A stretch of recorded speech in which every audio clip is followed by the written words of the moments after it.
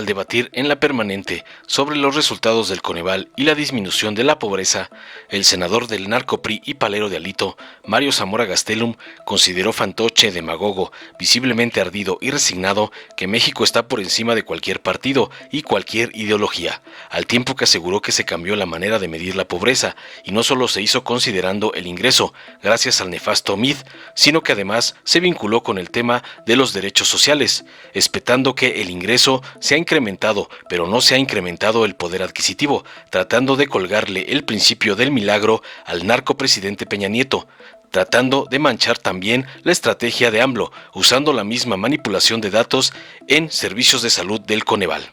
Al respecto, el diputado Reginaldo Sandoval Flores del PT expresó para responderle contundente que el modelo económico del gobierno dio resultados eficaces y estos se observan en que hay menos pobreza, mientras que el porcentaje de la población no pobre y no vulnerable subió. Además destacó que el gobierno actual de AMLO logró reducir la pobreza que generó el periodo neoliberal, incluso con el cambio mañoso que se hizo en la medición en el narcogobierno de Peña Nieto. También señaló que en el 2018 el porcentaje de personas en pobreza era de 41.9%, mientras que ahora es del 36%, lo que refleja el éxito de la propuesta de la Cuarta Transformación. Agregó que en la mayoría de los estados bajó la pobreza, solo en el Estado de México y Tlaxcala creció dicha pobreza. Estos son resultados económicos eficaces y no como el modelo neoliberal, que solo era para la oligarquía, para los que más tienen. No hay duda de que en los principales factores macro y micro hay éxito, concluyendo tajante que el por el bien de todos, primero los pobres, dio resultado. Veamos enseguida cómo el fantoche Mario Zamora es pulverizado por Reginaldo Sandoval por atacar el éxito económico de AMLO, como le ordenan sus jefes Claudio X González y Alito Moreno. Muchas gracias, Presidenta. Con su permiso, soy un convencido que el tema de la pobreza en México está muy por encima de cualquier partido político o de cualquier ideología que cada uno de los que aquí presentes podamos tener. Creo que es un tema muy de fondo. Yo quiero reconocer, México desde hace ya algunos años modificó su manera de medir la pobreza y no solo lo hizo considerando el ingreso, sino que además lo vinculó con el tema que tiene que ver con derechos sociales, con el tema del acceso a la salud, el acceso a la educación, acceso a una alimentación sana, variable y suficiente, el acceso a una vivienda y el acceso a los servicios de vivienda. Es decir, un marco mucho más completo que haría de lado la simple visión que tiene que ver con el ingreso. Y efectivamente, Coneval nos dice que del 2016 al 2018 empezó a disminuir la pobreza en México. Hay que decirlo, no es ahora, del 18 al 20. Es desde el 16 al 18, ya se veía en esos propios estudios de Coneval cómo empezaba a disminuir la pobreza.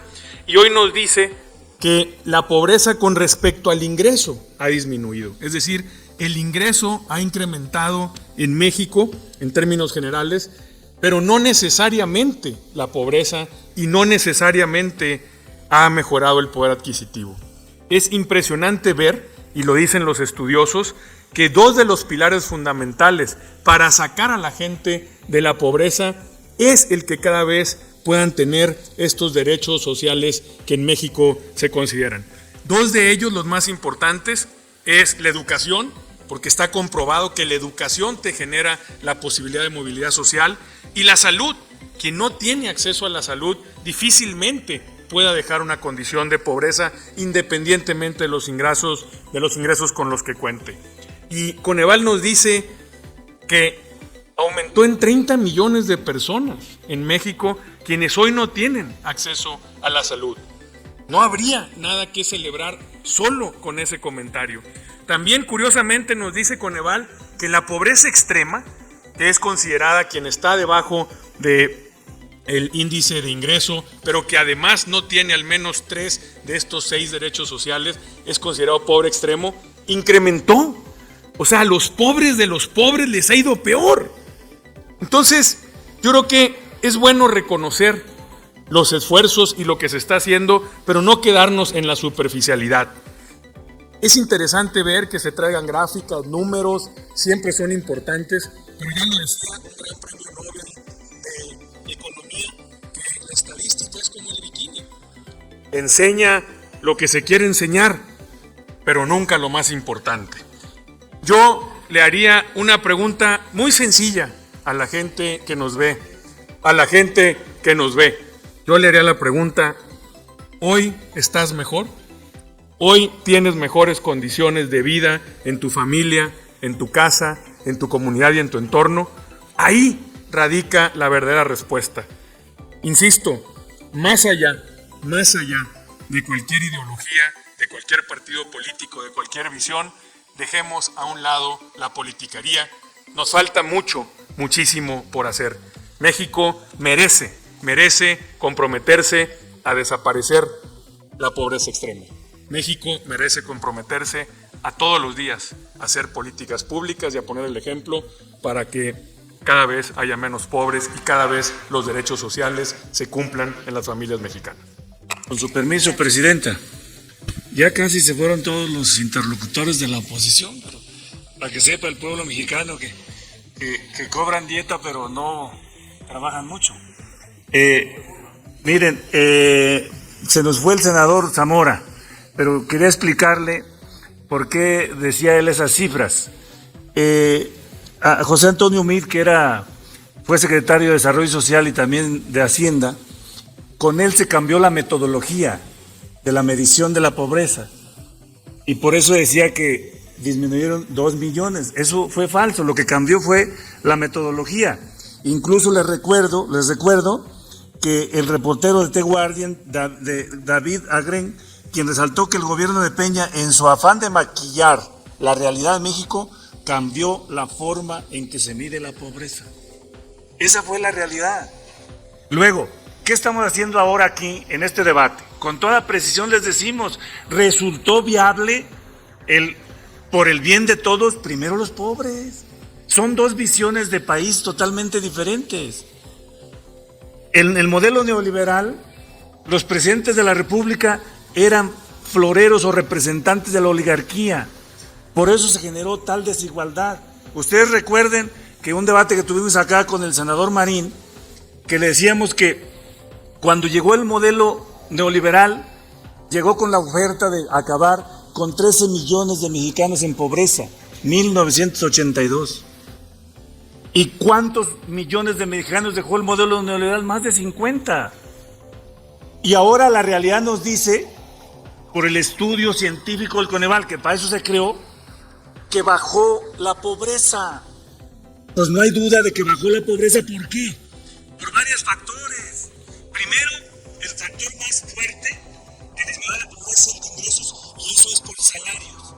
Porque incrementó el salario más del 90% en lo que llevamos hasta ahorita de este gobierno. Luego, hay reparto de utilidades. Luego, mejoró la aportación a Afores. Luego, las transferencias. Luego, combate a la corrupción. Pues lógico es que la visión de país, el humanismo mexicano, va en una dirección correcta y va teniendo resultados. Ahora ustedes se enojan porque tenemos resultados. Les recuerdo lo siguiente: para sus asesores de mercadotecnia electoral, el presidente de la República trae de aprobación el 76% en este momento.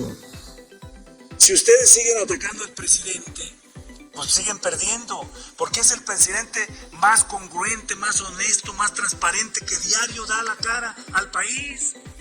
Le preguntan lo que quiere.